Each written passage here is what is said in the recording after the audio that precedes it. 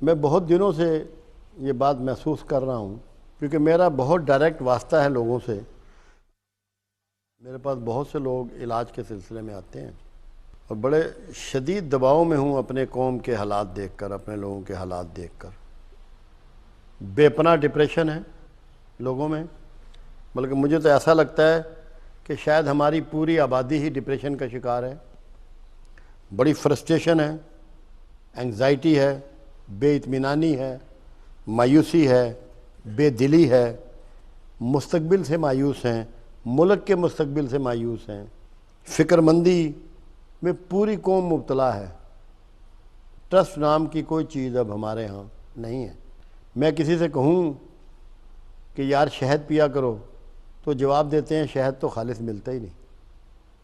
بازار جائے بغیر، شہد تلاش کیے بغیر ہی کہہ دیتے ہیں کہ وہ تو خالص ملتا ہی نہیں. تو اتنا زیادہ ٹرسٹ جو ہے وہ ٹوٹ چکا ہے لوگوں کا.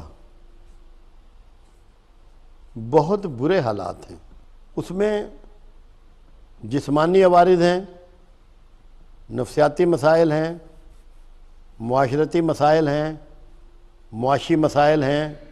بہت زیادہ ہیپیٹائٹس پھیل گیا ہے، ABC، کینسر بہت پھیل گیا ہے، شوگر بہت عام ہو گئی ہے، بلڈ پریشر بے شمار ہے، کمر کی درد نے ہر ایک کو جکڑ رکھا ہے، اور شیٹیکا ہے، گردے فیلئر ہیں، ڈائلسس کی مشینیں بڑھ رہی ہیں.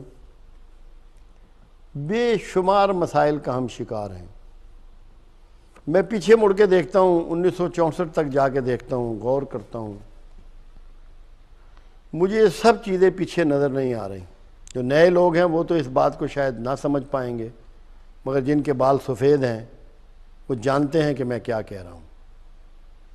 نہ فرسٹریشن تھی، نہ ڈپریشن تھا، نہ ہیپیٹائٹس تھا، نہ اس طرح کینسر تھا، نہ اس طرح بلڈ پریشر تھا، نہ شوگر تھی، نہ گردے فیلئر تھے اس طرح، نہ برین ہیمریجز تھا اس طرح.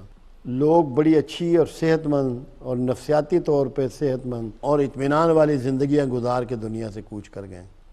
کبھی ایسا ہوتا ہے کہ یہ سارے مسائل وداؤٹ ریزن ہو؟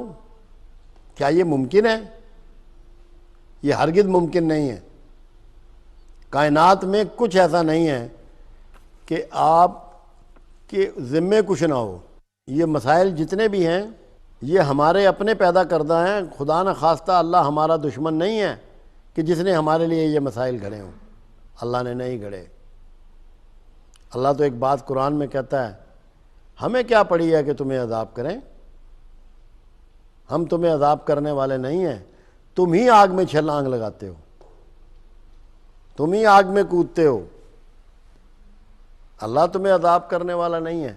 یہ سارے عذاب جن کو میں نے ذکر کیا ہے اللہ نے آپ پر نہیں ڈالے. یہ خود پیدا کردہ ہیں، خود خرید کردہ ہیں. کچھ اس میں دین سے متعلق باتیں ہیں، ڈھکی چھپی بات نہیں ہے. اللہ قرآن میں کہتا ہے کہ میں سود کو نابود کرتا ہوں.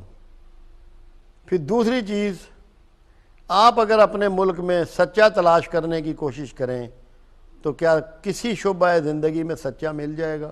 اویلیبل ہے، محسوس کرتے ہیں، جانتے ہیں کسی سچے کو؟ قرآن میں اللہ کہتا ہے میں جھوٹ کو نابود کرتا ہوں.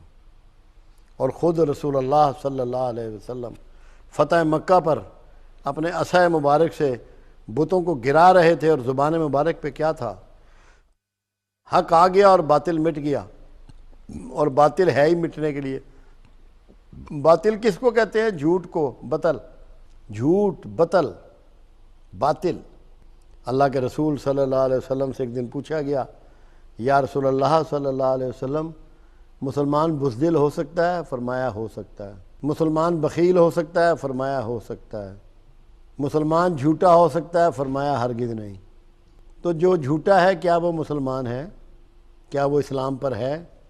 جتنی نفسیاتی بیماریاں ہیں، جتنی ذہنی بیماریاں ہیں، عدم اطمینان کی ہیں، مایوسی کی ہیں، فرسٹریشن کی ہیں، انگزائٹی کی ہیں، ان کا تعلق ان دو شعبوں سے ہے کہ ہم نے سود کو بھی پکڑا ہوا ہے اور جھوٹ کو بھی پکڑا ہوا ہے.